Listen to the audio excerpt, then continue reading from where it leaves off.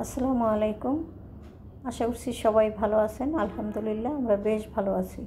নতুন আরও একটি ভিডিও নিয়ে আসলাম, শুরু থেকে শেষ পর্যন্ত দেখবেন, ভালো লাগবে। যদি ভালো লাগে লাইক কমেন্ট শেয়ার করে দেবেন, সেই সাথে সাবস্ক্রাইব করে আমার পাশে থাকবেন। সকালবেলা ঘুম থেকে উঠেই কিন্তু টুকিটাকি কিছু কাজকর্ম সেরেছি, তারপরে রান্নাঘরে চলে আসলাম নাস্তা বানাতে। তো নাস্তা আজকে কি তৈরি করব সেটা তো আপনাদের সাথে অবশ্যই শেয়ার করব।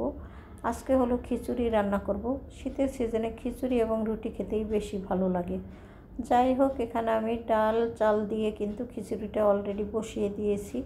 ইচ্ছে করলে আমি কিন্তু সবজি খিচুড়ি রান্না করতে পারতাম, কিন্তু সবজি আমার এখন আর কাটতে ইচ্ছে করলো না, সে কারণে এমনিতেই ডালে চালে খিচুড়ি রান্না করে নিলাম। আর এই তো দেখতেই পাচ্ছেন, গতকালকে কিন্তু বেশ কিছু আচার আমি আবার বানিয়ে নিয়েছি, কারণ আগের দিন কিন্তু আচার বানিয়েছিলাম, তবে বয়মটা আসলে হাফ বয়ম হয়েছিল। তখন আবার নতুন করে জলপাই এনে আবার আচার আজকেই বানিয়েছিলাম। তো বানিয়ে কিন্তু এখন ঠান্ডা হয়ে গেছে, বয়ামে ভরে নিলাম। আর হলো কিছু আচার ছিল, সেটা ছোট বয়ামে রেখে দিলাম ডাইনিংয়ের উপরে, যেহেতু খিচুড়ি রান্না করেছি, খিচুড়ি দিয়ে এখনই খাবো। আর আচারগুলো তো ভীষণ মজা হয়েছিল। আর খিচুড়ি খেতে কি করেছি এখানে দেখতেই পাচ্ছেন, বেগুন ভাজা, ডিম ভাজা, সেই সাথে ধনিয়া পাতা ভর্তা, পাশে থাকবে ঘি আর আচার। এই দিয়ে সকালের খাবারটা আমাদের কিন্তু সুন্দরভাবে জমে গেছে।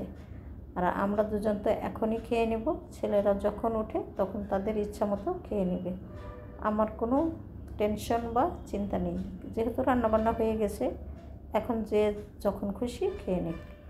যাই হোক, খাওয়া দাওয়া শেষ করে ফেলেছি, তারপরে প্লেট বাটিগুলো ধুয়ে নেব, কারণ এই প্লেট বাটিগুলো এখানে এখন রেখে দিলে ধুইতে এবং অন্য কাজ করতে কিন্তু অনেকটাই অসুবিধা হয়ে যাবে। বিশেষ করে সকালবেলা রান্না খাওয়া শেষ করে কিচেনটা এত সুন্দরভাবে নিট অ্যান্ড ক্লিন করে রাখি, যাতে করে দুপুরবেলা রান্না করতে আসলে হাতের কাছে আর কোনো কিছুই যেন জঞ্জাল মনে না হয় এবং দেখতেও যেন ভীষণ ভালো লাগে। তবে আমার রান্নাঘরটা একটু অসুবিধা তো আছেই, যত পরিষ্কারই করি না কেন আপনাদের সামনে আমি অত সুন্দরভাবে তুলে ধরতে পারি না, কারণ রান্নাঘরটা একেবারেই সুন্দর না, কালো মোজাইক করা। তো এই মোজাক কিন্তু সাদা ফ্রেশ আছে, কিন্তু এখানে এরকম করে দিচ্ছে কেন আমি কিছুই বুঝতে পারছি না। আর আমি দেখে শুনে এই বাসাটাই নিয়েছি। যাই হোক, সকাল বিকাল যে পানি ঢালতে হয় সেগুলো তো ঢেলে নিয়েছি অফ ক্যামেরাতে। এখন বোতলগুলো সুন্দর করে রেখে দিলাম, আর কয়েকটা বোতল আমি ফ্রিজে তুলে রাখলাম। শীতের সিজন এসে পড়েছে, এখন আর অত বেশি বোতল ফ্রিজে রাখতে হয় না, তবে বাইরে কিন্তু কয়েকটা বোতলই ভরে রাখতে হয়, কারণ যার যার বোতলে শেষে পানি খাবে। তো খাওয়া দাওয়া শেষ করেছি, সকালের কাজকর্ম সমস্ত সবই শেষ করে ফেলেছি। তারপরে চলে আসলাম দুপুরের আগে যেসব কাজকর্মগুলো আমার করতে হয়, মানে রান্নাবান্নার আগে। তো দুপুরের রান্নাবান্না শুরু করার আগে চলে আসলাম ঘরবাড়ি গুছিয়ে নেওয়ার জন্য। এইভাবে আসলে সিরিয়াল বাই সিরিয়াল কাজ করতে হয়, তবে কখনো কিন্তু সিরিয়ালে কাজ করা যায় না, যখন যেভাবে শুরু হয় সেইভাবেই কিন্তু কাজ করে নিতে হয়। তো খুব সুন্দর করে আমার বিছানাপত্রগুলো আমি একটু গুছগাছ করে নিলাম। অত গুছগাছ করার কিছু নাই, কারণ বিছানার চাদর চেঞ্জ করব না, কারণ অত বিছানার চাদর আমার চেঞ্জ করতে হয় না, যেহেতু ছোট বাচ্চা নেই। ছোট বাচ্চা থাকলে হয়তো ঘরের বিছানাপত্র কিন্তু একটু নোংরা বেশিই হয়। সবাই যখন বড় আমরা, তখন আর অত টেনশন করে লাভ কী, বা অত বারবার চাদর চেঞ্জ করারই বা দরকার কী। যাই হোক, যেহেতু পরিষ্কার আছে, চাদরগুলো আমি শুধুমাত্র টানটুন করে দিলাম। তারপরে চলে আসলাম ছোটো ছেলের রুমে, ওর রুমের চাদরটাও একটু টানটুন করে দিব, তবে ওর চাদরটা খুব তাড়াতাড়ি চেঞ্জ করে দিব। এটা আমি হুট করে বিছিয়ে দিয়েছিলাম, করব বলেও কিন্তু বেশ কতদিন চলে গেল, এখনও পর্যন্ত চাদরটা চেঞ্জ করতে পারলাম না। আমার নিজের কাছেই খারাপ লাগতেছে, তবে ছেলেরা তো কিছু বলবে না, কারণ আমি যখন যেভাবে করে দিব সেইভাবেই ওরা খুশি বা ওরা সন্তুষ্ট, কারণ আমার উপর দিয়ে বা ওরা কোনো কিছুতেই বার্গেনিং করে না, কারণ ওরা জানে আমার আম্মু যা করব সঠিক। যাই হোক, ঘর বাড়ি গুছিয়ে খুব সুন্দর করে বেশ কিছু কাপড়ও ভিজিয়েছি, সেগুলো আমি অফ ক্যামেরাতে ধুয়ে নিব। রান্না করতে চলে এসেছি, তবে আজকে হালকা পাতলা রান্নাবান্নাই করব। অফ ক্যামেরাতে কিন্তু সেগুলো আমি কেটে নিয়েছি।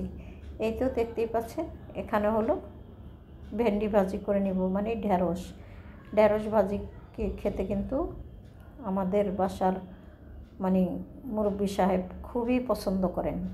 যাই হোক, ওনার জন্য কাঁচা কাঁচা করে একদম সুন্দর করে ভেন্ডি ভাজি করে নিলাম। ভেন্ডি কিন্তু লাল হলে বা অন্যরকম হয়ে গেলে উনি একেবারেই খেতে চায় না। দেখতেই পাচ্ছেন ভেন্ডির কালারটা কিন্তু একদম সবুজ সতেজ আছে। যাই হোক, ছেলেদের জন্য বা আমাদের জন্য ডিম ভুনা করে নেব। তবে 4টা ডিম ভুনা করলাম এই দুপুরবেলাতে খাওয়ার জন্য। তো ডিম ভুনা করতে তো আর অত বেশি সময় লাগে না, আর আপনারাও জানেন একদম সিম্পলভাবে ডিম ভুনা করে নেওয়া যায়, তাই করলাম। রেগুলার মশলা দিয়ে পেঁয়াজ আর কাঁচামরিচ দিয়ে সুন্দর করে কষিয়ে তারপরে ডিমটা দিয়ে দিলাম। বাস হয়ে গেল আমার ডিম ভুনা। এখন তো সময় হয়নি দুপুরের খাবার খাওয়ার, তবে কিছুক্ষণের মধ্যেই হয়ে যাবে। খাবার খাওয়ার সময় যতটুকুই হোক না কেন, কর্তা সাহেব বাসায় না আসা পর্যন্ত তো আর কি খাওয়া দাওয়া হবে না, আর বেশিরভাগ সময় আমরা একসঙ্গেই খেয়ে থাকি। তো যাই হোক, এখন সমস্ত সব কিছুই আমি আস্তে ধীরে ডাইনিংয়ে নিয়ে যাব, তারপরে সবাই বসে একসাথে খাবো। সবাই বসে একসাথে কোনো এক সময় সবসময় খেয়েছি, তবে এখন ছেলেরা বড় হয়ে যাওয়ার কারণে একসঙ্গে বসে আর ওইভাবে খাওয়া হয় না। মাঝে মধ্যে তো একসঙ্গে খাওয়া হয়েই থাকে। তো এই তো দেখতেই পাচ্ছেন কী কী রান্না করেছি আজকে। ডিম ভুনা, ভেন্ডি ভাজি আর গতকালকের ডাল, এই দিয়ে হয়ে যাবে আমাদের আজকের খাবার। হঠাৎ করে হয়তো আপনারা ভাবতে পারেন যে কী ব্যাপার, খাওয়া দাওয়া শেষ করলো আবার রান্না। আসলে এই রান্নাগুলো আমি রাতের বেলা আবার করেছিলাম, কারণ রাতের বেলা করে রাখলাম, রাতেও খাওয়া যাবে। আবার যদি আগামীকালকে গ্যাস না থাকে, আগামীকালকের জন্যও কিন্তু আমাদের ডাল থেকে যাবে। তো ডাল রান্না করতে বেশ কিছুক্ষণ সময় লাগে, সে কারণে রাতে ডালটা রান্না করে রাখলাম, যাতে করে গ্যাস না থাকলেও আমার নিজের জন্য সুবিধাই হয়, অসুবিধা যাতে না হয়। আর লাউ ভাজি করে নিলাম। ডাল রান্না করলে লাউ ভাজি দিয়ে কিন্তু খেতে ভীষণ ভালো লাগে। যাই হোক, রাতের বেলা খাওয়া হলে তো ভালোই, আর থেকে গেলে আরও ভালো। অল্প স্বল্প রান্না করলেই কালকে হয়ে যাবে। তো ধনিয়া পাতা দিয়ে দিলাম ডালের ভিতরে, আর একটু দিলে ভালো হতো, কিন্তু একেবারেই পছন্দ করে না আমার ছেলেরা ধনিয়া পাতা খেতে। তারপরে একটু ভয়ে ভয়ে দিয়ে দিলাম, কারণ কর্তা সাহেব আবার ভীষণ পছন্দ করে।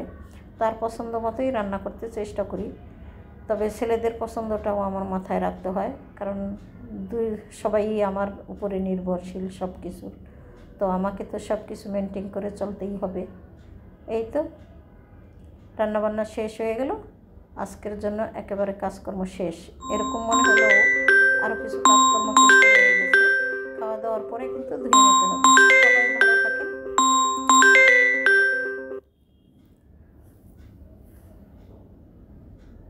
আল্লাহ হাফেজ। আসসালামু আলাইকুম।